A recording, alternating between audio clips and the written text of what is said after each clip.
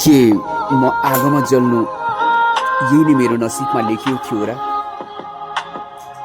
मलाई कति तडपिए, म कति छटपटाए, मलाई बचाउनुहोस्, मलाई गुहार गुहार गुहार भने।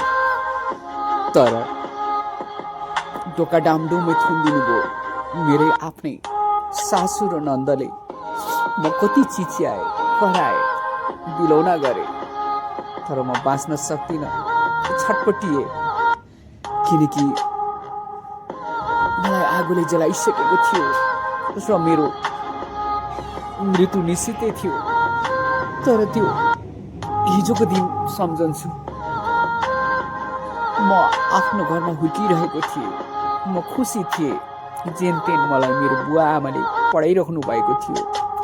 यतिकैमा उहाँ मलाई माग्न आउनुभयो र खुसी खुसी मलाई उहाँले लिएर जानुभयो र म पनि धेरै खुसी भएँ। यस्तो बुझ्ने जीवनसाथी पाएँ। अब उहाँको साथ कहिले छोड्दिनँ र उहाँलाई कहिले विश्वासघात गर्दिनँ भनेर। यसरी नै गर्दा गर्दै मेरा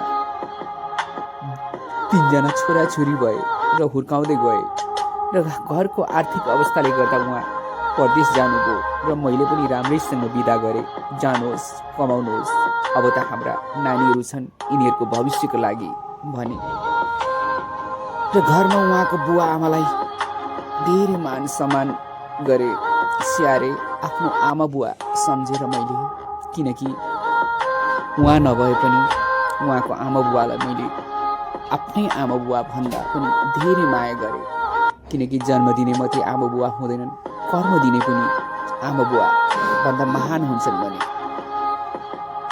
तर जिन्दगीको खोइ कुन मोडमा आएर म कस्तो अवस्थामा अड्किएँ। आज जुन घरमा मैले मेरा सारा सपनाहरू सजाएको थिएँ, जुन घरमा मेरा साना साना नानी बच्चाहरू हुर्किए, जुन घरमा म आश्रयमा बसेँ, आज मलाई त्यही घरमा जल्नु पर्यो। आज मलाई त्यही घरमा मृत्युको वरण गर्नु पर्यो। र मैले आफ्नो जन्म दिने आमा बुवालाई भन्दा पनि धेरै मान सम्मान गरेर मेरो कर्म दिने सासु ससुरालाई मानेको थिएँ। तर उहाँहरूले मलाई कस्तो उपहार दिनुभयो थाहा भएन। जब म सुतेको थिएँ, मेरो शरीरमा पेट्रोल छर्केर उहाँहरूले आगो लगाइदिनु भयो। म दनदनी बल्न थालेँ, हार गुहार गरेँ, चिच्याएँ, कराएँ, बचाउनुहोस्, मलाई आगोले पोलिसक्यो, म बाँच्न चाहन्छु भने। तर त्यो हार गुहार उहाँले सुन्नु भएन, झन् आगो लाएर जानुभयो र मलाई बाहिर आउने कुनै ठाउँ नै छोडिदिनु भएन। किनकि उहाँहरूको उद्देश्य नै रहेछ मलाई जलाएर मार्नुपर्ने। खोइ कस्तो उपहार दिनुभयो। मैले यति धेरै उहाँहरूको सेवा गरेँ, उहाँहरूलाई खाना बनाएर खुवाएँ, उहाँहरूको दुःख सुखमा साथ दिएँ, बिरामी पर्दाखेरि हस्पिटल लगेँ, उपचार गराएँ, उहाँहरूको स्याहार सुसार गरेँ।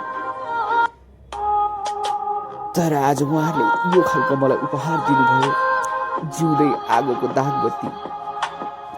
अनि मेरो जीवन साथी जसलाई म भन्थे, मेरो सिउँदोको सिरफुल हो तिमी, मेरो जिन्दगीको भगवान हो तिमी, तिमी बाहेक यो नजरले अरू कसैलाई देख्न नपरोस्। भगवानको पूजा गर्नुभन्दा अगाडि पनि म उहाँको नाम लिन्थेँ। तर विडम्बना, उहाँले पनि मलाई केही गर्न सक्नु भएन, मलाई बचाउन सक्नु भएन। म कति छड्पिएँ, कति छटपटिएँ, कति रोएँ, कति कराएँ, तर म बाँच्न सकिनँ। मेरो शरीरभरि आगो दन्कियो। हे भगवान, मैले कुन जन्ममा यो पाप गरेको रहेछु। आज आएर यो कलिलो उमेरमा म आगोमा जिउँदै जल्नु परिरहेछ। मरेर त म गएँ, तर मेरो मनभित्र कता कता ती मेरा नानीहरूको याद आउँछ। मलाई त जलाउन सक्नेले मेरा ती साना नानीहरूलाई पनि, अबोध नानीहरूलाई कतै जलाउँछन् कि भनेर डर लाग्छ। अब त यो मानव रूपी संसारबाट म हटिसकेँ। अब त कता कता जुन तारा भइसके।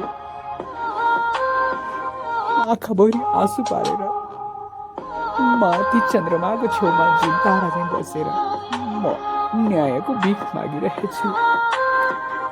मिल्छ भने मलाई न्याय दिनुहोस् भगवान, अनि ती मेरा अबोध बालबच्चालाई सुरक्षित गरिदिनुहोस्।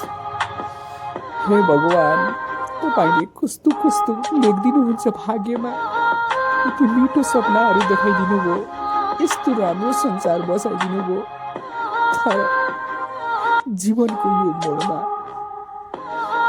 कस्तो लेखिदिनु भयो। आगोमा जल्नु त ठिकै थियो यदि सास गएपछि, तर म कस्तो भाग्य लेखिदिनु भयो। मलाई जिउँदै नै आगोमा जलाए। म कति तड्पे। भगवान, म तपाईँकोमा आउँदैछु।